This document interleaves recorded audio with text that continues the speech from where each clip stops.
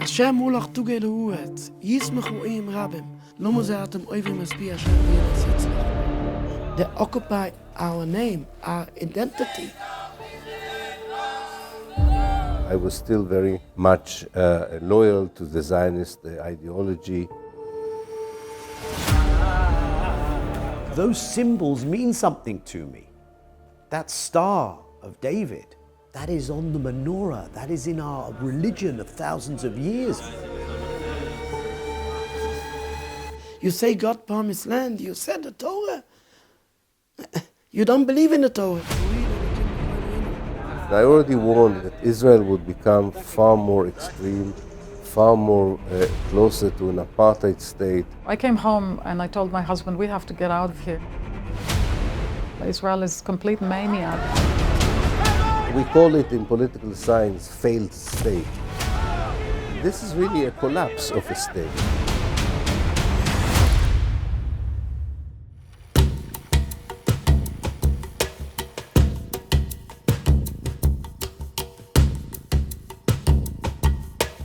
I'm a rabbi here in Stamford Hill. I born in Jerusalem and we gone out from there in 1970. My grandmother has died in Auschwitz. My father was a big leader of the TRT in Jerusalem. He himself was a Holocaust survivor. I live in the Haredi Orthodox Jewish community. People look like me, have a beard. This type of Haredi Jews, Hasidic Jews, Orthodox Jews, many names people give for these Jews. They have businesses, the prayers, the education for children, and that's all.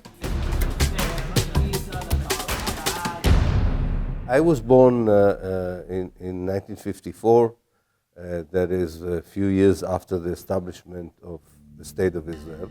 My parents came from Germany in the early 1930s and lost most members of their family in the Holocaust.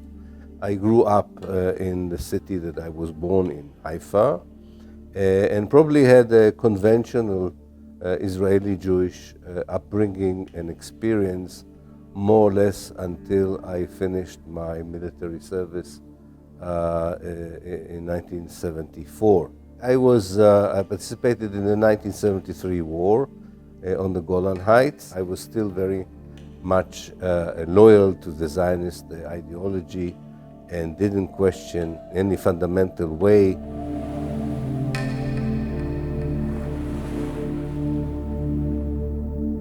My family were very Zionist, but when you grow up in that, you don't actually know that they're Zionist. They were very loyal to the State of Israel. It took me a very, very long time to begin to wake up to what Zionism is and shape my opinion about it. I come from a quite religious home. Most of my grandparents on my mother's side family perished in the Holocaust. When I was young, to go through a Jewish day school, to go to Zionist youth movements, and for Israel to be a central piece of one's identity, to go to Israel camps. There is an Israel that exists in the mind of Jews who live on the outside that is increasingly distant from the Israel that exists in reality. When you go and live there, you're confronted with that reality. And so the act of living there is the act of saying, okay, what is going on here? My father used to live there. He was demonstrating very much against the state. He didn't serve in the army, and he was beaten very much by the Zionist police. He was in prison. Maybe he was more in prison than at home. I cannot say much more. But what they're doing for the Jewish people is terrible. The true isms of Zionism before I reached the university and started my postgraduate studies in the late 1970s.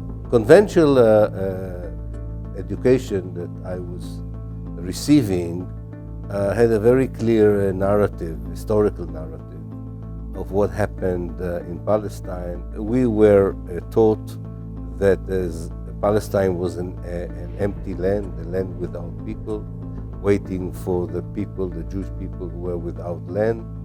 We were persuaded that the Jews were actually returning to an ancient homeland that were taken from them during the Roman times. And a second feature which was very important is that the Arab world around us is hostile because of its religion, because of its political culture, and because it is anti-Semitic.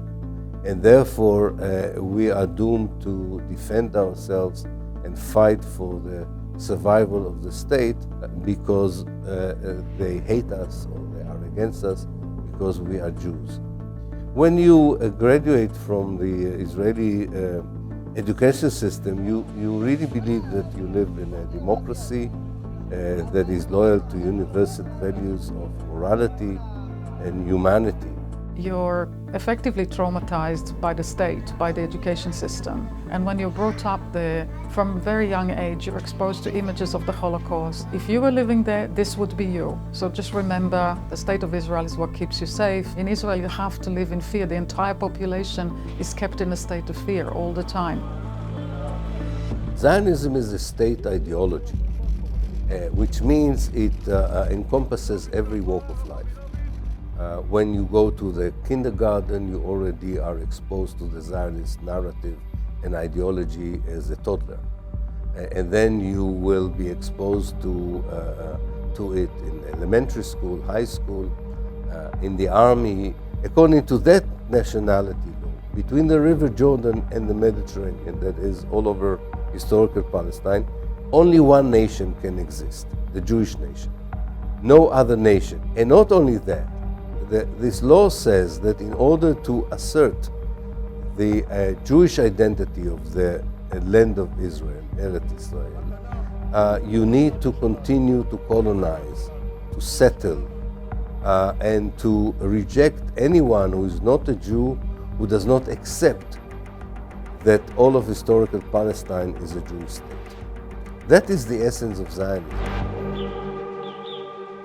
When I was growing up, and now the Palestinians are compared to Nazis. They're not seen as human beings at all. The vast majority of Israeli Jews are supporting the Zionist project. Israel is complete mania. Zionists were only invented 200 years ago! It's not a simple thing to do. When you find out that your group is doing really bad things, and you realize that it's really actually very, very unwell, immoral, it's killing people, it's basically a genocidal. I, at some point, realized that I had to choose between loyalty to my group and my own values.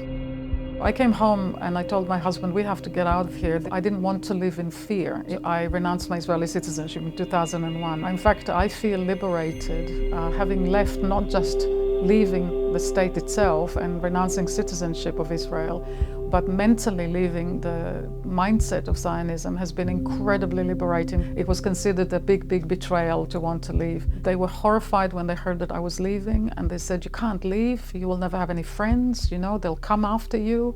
These are the kind of messages that I got, and I'm not kidding. Israel was never ready to accept the Palestinians as they are. Israel never acknowledged the crimes of the Nakba, of the expulsion of Palestinians, and there is an unwillingness within Zionism to meaningfully challenge that extremism. There is an attempt, especially on the outside, to portray Zionism as something that should be beyond questioning even, something so obvious and benevolent. The Jewish people have a right to self-determination. How could one in any way challenge this? The question of why are you conducting war crimes against the Palestinian civilian population within a broader context of what is legally a regime of apartheid, as designated by not only human rights groups inside Israel, not only international human rights groups, but also now the International Court of Justice. Would you rather have that conversation? Or why are you singling me out because I'm a Jewish state, you must be anti-Semitic? You're just like the Nazis. I already warned in 1999 that Israel would become far more extreme, far more closer to an apartheid state, that it would be far more ruthless towards the Palestinian in its methods, and would constitute a danger to the stability of the region as a whole. But I did not predicted to be so cruel. If you live in Israel and you declare yourself openly to be an anti-Zionist, if you are a professor in history in a university and you teach your students that Zionism is colonialism, or that what Israel did in 1948 is ethnic cleansing, you clash directly with the narrative, the historical narrative, and the ideology that your government wants you to teach. They see you as a traitor, they don't accept your criticism, and you get death threats, and you are being ostracized, boycotted, and so on. Like so many of my anti-Zionist Jewish friends, I was labeled too as a self-hating Jew. They occupy our name, our identity, and they're speaking in our name in all these murder acts. What they're doing in my name, in our name.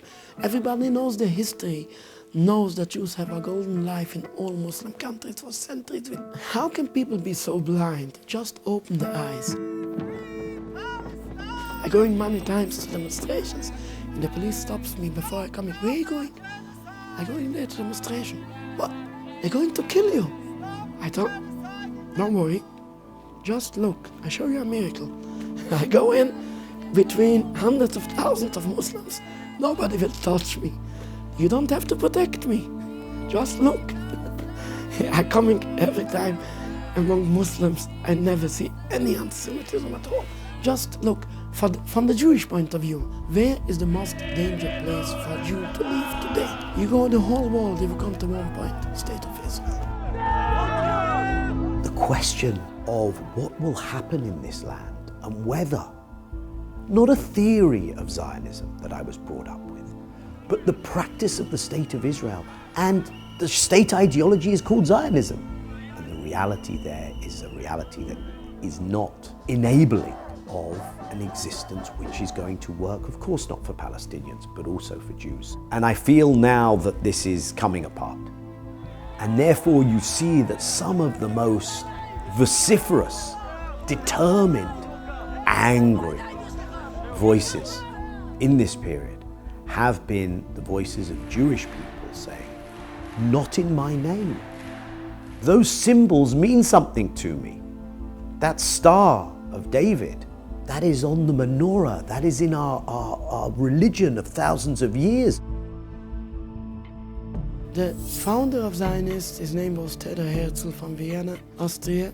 He don't believe in God, he don't believe in nothing. The Judaism is completely a religious movement, have nothing to do with any nationality, with any materialistic things. The Zionists often waving the flag of the promised land, the promised land. You say God promised land, you said the Torah. You don't believe in the Torah, you don't believe in God, you don't eat kosher. How can he be such a strong hypocrite to take out of the Torah something what is for his benefit in ignoring all the other parts? It's written in the 10 Commandments, don't kill, don't steal. The Zionists ignoring everything about the Jewish belief. In the Jewish belief, the state of Israel will come to an end 100%. Israel survive as it is in the long run. In a situation where it has to fight all the time, in a situation where its own society is going through a kind of a civil war between the secular Jews and the religious Jews, even with the huge American financial aid, when Israel's international image has been eroded like never before, and when the Jews of the world are not going to support it anymore. We call it in political science failed states or disintegrating states. And this is really a collapse of a state.